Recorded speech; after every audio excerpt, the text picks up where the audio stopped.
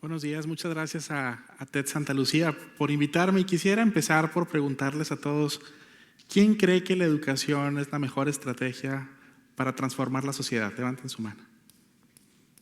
¿Quién cree que los países han escogido la educación para ser su principal apuesta de desarrollo económico, su principal estrategia de avance? Levanten también su mano. ¿Quién quiere ser maestro? Levante su mano. Por un tiempo hemos delegado la responsabilidad de educar a otras personas. Hemos cedido los controles del desarrollo a personas con quienes ni siquiera nos relacionamos. Hemos pensado que la educación es algo que corresponde a un grupo de personas, a maestros, a directores, a planteles, a sistemas educativos, y nos hemos olvidado de la responsabilidad de educar. Les quiero contar que hace como unos 3 años nos cambiamos a la casa donde hoy vivimos. Esta es una casa que tiene un pequeño jardín y lo primero que yo quería para esta casa es que pudiéramos tener un árbol grande, que diera sombra desde el día 1, no esperarnos todo el desarrollo, brincarnos toda esa etapa de crecimiento de los árboles y poder disfrutar desde el día 1 un árbol donde pudiera haber un pequeño columpio y distintas cosas que pudiéramos disfrutar. Entonces, bueno, pues fuimos a un vivero, compramos el árbol que nos pareció más bonito y entre 6 personas tuvieron que meterlo a la casa para poder prepararlo, para hacer el cajete, plantarlo donde queríamos que estuviera y todo iba hasta ahí muy bien. De pronto ese árbol empezó a secarse y por más que hicimos cuidados para él y por más que le preparamos y le tratamos de ayudar, incluso lo fumigamos y le hicimos algunas cosas, el árbol no sobrevivió. Afortunadamente pudimos hacer una negociación con el vivero, entonces nos lo pudieron reponer. Y cuando llegó ese nuevo árbol, tenía en sus ramas algunas bellotas. Y cuando lo plantaron, yo internamente le dije a ese árbol, ¿sabes qué? Yo me voy a hacer corresponsable de tu descendencia. No va a volver a pasar que tú, aún y con las mejores condiciones, tengas muy limitadas oportunidades para poder crecer y para poder hacer también tu función. Entonces, ese primer año recogí todas las bellotas que estaban tiradas en el suelo, aprendí cómo cultivarlas, me informé y las estuve germinando y hoy, 1 año y medio después más o menos, tengo más o menos 300 árboles como este que ustedes pueden ver aquí. Y de hecho acaba de terminar la temporada de bellotas, entonces tengo otros 900 árboles en germinación. Entonces, lo que he pensado es que con la educación pasa lo mismo. La educación tiene la gran cualidad de involucrarnos a todos y que todos podemos ser parte de la educación, desde cualquier trinchera donde estemos. Creo que justamente la idea de ser corresponsable tiene que ver con poder distribuir la responsabilidad entre distintas personas para que la carga se haga más liviana, por un lado, pero también para conseguir cosas que solos tendríamos muy pocas oportunidades de lograr a pesar de las mejores condiciones, de las óptimas condiciones donde pudiera darse esa situación. Entonces, así como la corresponsabilidad la podemos pensar para unos árboles, para algo que está plantado, con quien no podemos comunicarnos tanto, esto sí puede pasar para la educación y podemos empezar a pensar en cuál es nuestro rol justamente a través de esa educación. ¿Qué pasa si no nos formamos en la corresponsabilidad? ¿Cómo queremos que se formen los próximos médicos? ¿Qué tan lejos estaremos de poder conseguir que las enfermedades más importantes se puedan curar? ¿Qué tan lejos estaremos de tener soluciones desde la ingeniería, desde la biología, desde la química para proponer formas de trabajar en el cambio climático? ¿Cómo queremos que se formen nuestros nuevos políticos? ¿Cómo queremos que se formen nuestros empresarios? ¿Cómo queremos que se formen los empresarios que quieren ser políticos? ¿No? Entonces, si no trabajamos en esa corresponsabilidad y si no nos vemos como parte de la solución y también parte del problema, poco podemos hacer para transformar ese medio y seguiremos solamente reproduciéndolo. Cuando pensamos en la educación, pensamos típicamente en un salón de clase. Pensamos en un aula, con un pizarrón, con un maestro, con distintas formas y estructuras, con un currículum, con una lección muy prescriptiva. Y no nos imaginamos que esa clase pueda tomar parte fuera, en una ciudad, en espacios públicos, en el transporte público, viendo un programa de televisión, dentro de una empresa, en las calles, en los comercios. ¿Y por qué no nos lo imaginamos ahí? Porque no nos gusta lo que vemos allá afuera. Porque afuera hay negligencia, hay indiferencia, hay falta de respeto, no hay disciplina, no hay orden.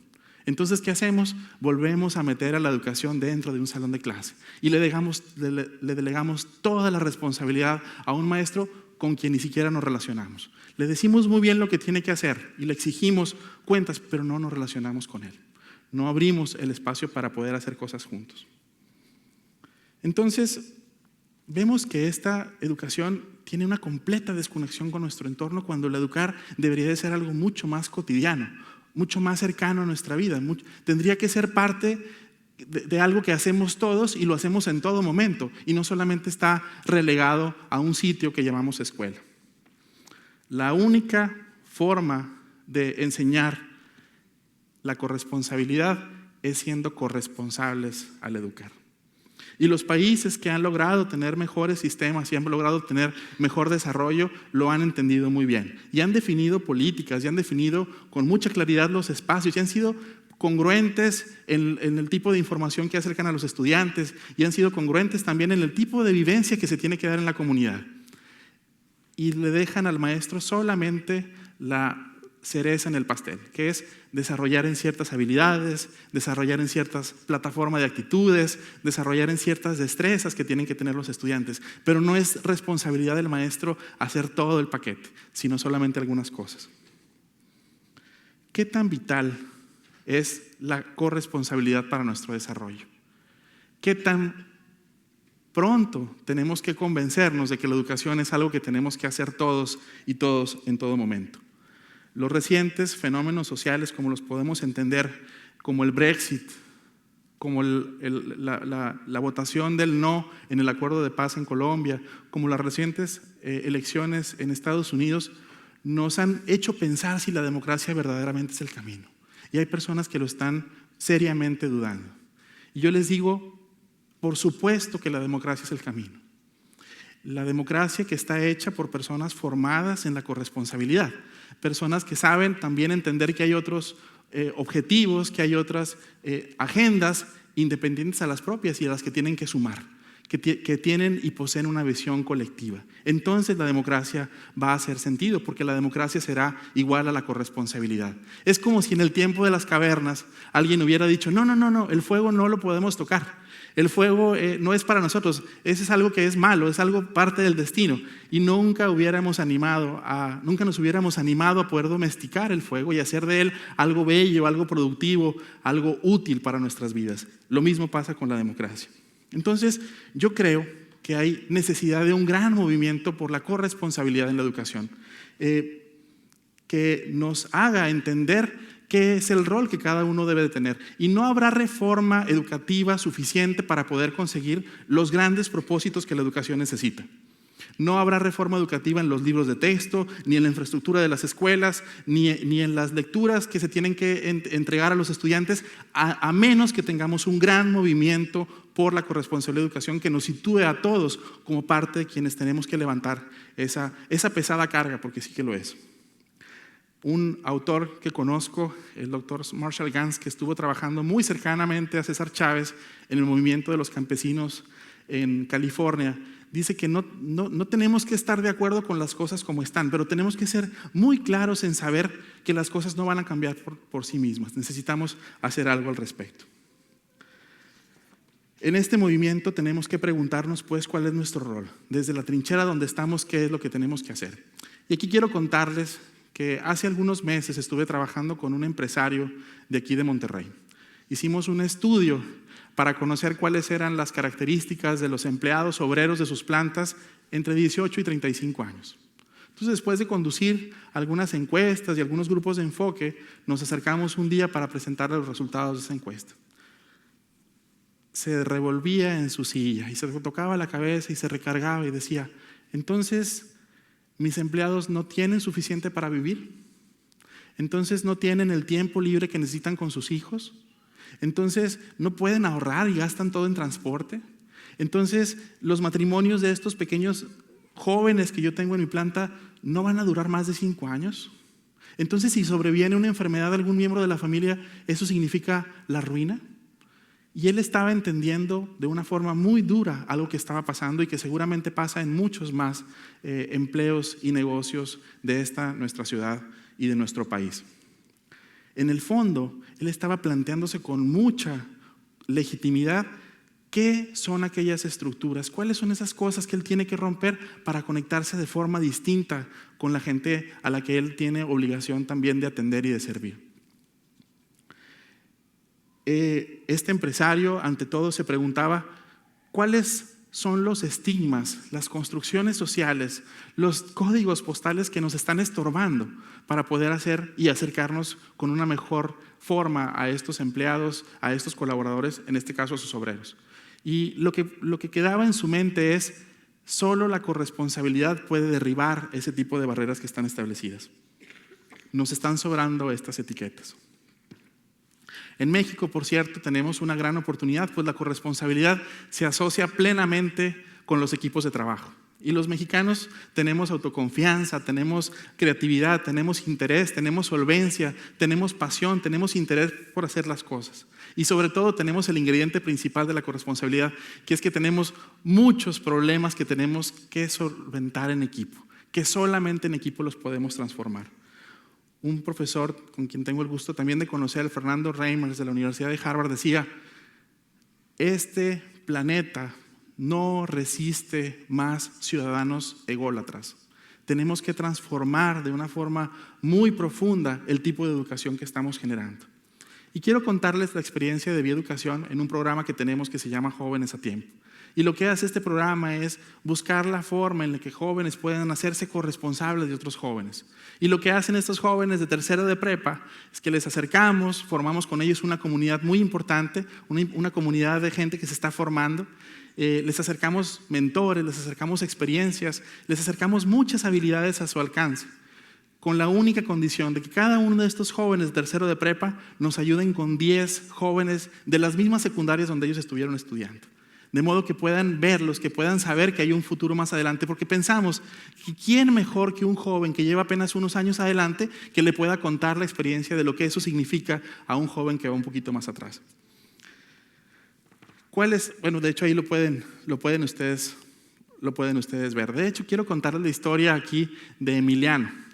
Emiliano es uno de estos jóvenes mentores de preparatoria que se está preparando con nosotros. Y recientemente recibió una llamada.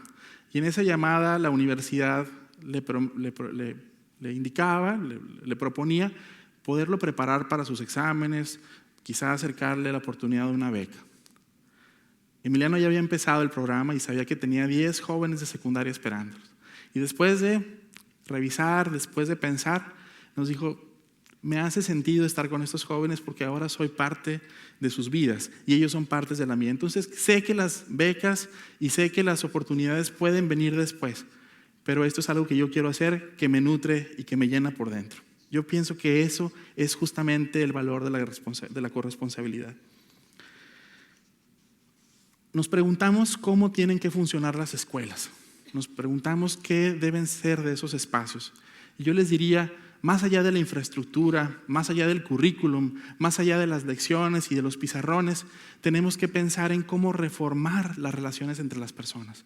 Cómo hacer que todos nos sintamos corresponsables, directores, supervisores, maestros, del fenómeno de la educación, del poder hacer que una persona pueda aprender. Porque cuando eso está claro, todas las cosas se van a alinear.